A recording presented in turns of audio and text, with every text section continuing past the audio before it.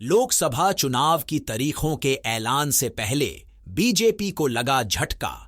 कांग्रेस में शामिल हुआ ये दिग्गज नेता। Telangana BJP leader joins Congress. Telangana BJP नेता एपी जितेंद्र रेड्डी शुक्रवार को मुख्यमंत्री रेवंत रेड्डी की मौजूदगी में कांग्रेस में शामिल हो गए। Telangana BJP leader joins Congress. निर्वाचन आयोग इलेक्शन कमीशन आज शनिवार 16 मार्च को लोकसभा चुनाव 2024 की तारीखों का ऐलान करने वाला है। वहीं नेताओं का राजनीतिक दल बदल का खेल जारी है। तेलंगाना में भारतीय जनता पार्टी बीजेपी को झटका देते हुए पूर्व सांसद एपी जितेंद्र रेड्डी शुक्रवार 15 मार्च को कांग्रेस में शामिल हो गए। मुख्यमंत्री रेवंत रेड्डी और कांग्रेस प्रभारी दीपा दास मुंशी ने उनका पार्टी में स्वागत किया। कांग्रेस में शामिल होने के बाद सीएम रेवंत रेड्डी ने जितेंद्र रेड्डी को नई दिल्ली में तेलंगाना सरकार का विशेष प्रतिनिधि और खेल मामलों का सलाहकार नियुक्त किया है।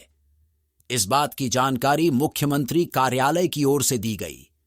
बीजेपी अध्यक्ष जेपी नड्डा को लिखी चिट्ठी में जितेंद्र रेड्डी ने क्या कहा? पार्टी से इस्तीफा देते हुए जितेंद्र रेड्डी ने अध्यक्ष जेपी नड्डा को लिखी चिट्ठी में उन्होंने कहा, बीजेपी के राष्ट्रीय नेतृत्व का मैं धन्यवाद करना चाहता हूं। माननीय प्रधानमंत्री नरेंद्र मोदी के प्रभावशाली नेतृत्व में सभी आबादी के बीच जमकर विकास हुए।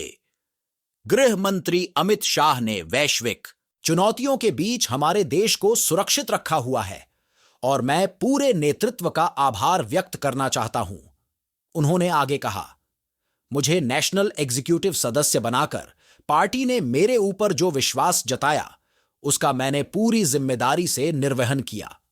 फिर वो चाहे 2019 के लोकसभा चुनाव हों या फिर उपचुनाव, जीएमएचसी चुनाव या फिर विधानसभा चुनाव। तेलंगाना में बंदी संजय गारू ने विकास कार्य जारी रखा और बीजेपी को नई ऊंचाइयों पर पहुंचाया। पार्टी राज्य में उभर रही है और लोगों तक विकास का संदेश भी पहुंचा रही है।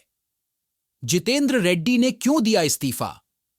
उन्होंने अपना इस्तीफा देने की वजह के बारे में लिखते हुए कहा, हालांकि राज्य नेतृत्व में बदलाव के बाद पार्टी ने उतार चढ़ाव भी देखे, खासतौर पर हाल ही में हुए विधानसभा चुनाव के दौरान, जहां तेलंगाना विधानसभा की 119 सीटों में से पार्टी को कम से कम 25 सीटें जीतनी चाहिए थीं, वहां पर सिर्फ 8 सीटें ही जीत पाए। यहां तक कि आने वाले लोकसभा चुनाव में भी हमारी पार्टी ने बाहरी लोगों को तवज्जो दी, जिन्होंने हाल ही हमारी पार्टी को ज्वाइन किया। मैंने अपनी बात राज्य और केंद्रीय नेतृत्व को कई बार बताई, इसलिए मुझे खेद है कि मैं बीजेपी से इस्तीफा दे रहा हूं। इस चिट्ठी को मेरा इस्तीफा माना जाए। आप सभी लोगों के साथ काम करके अच्छा लगा।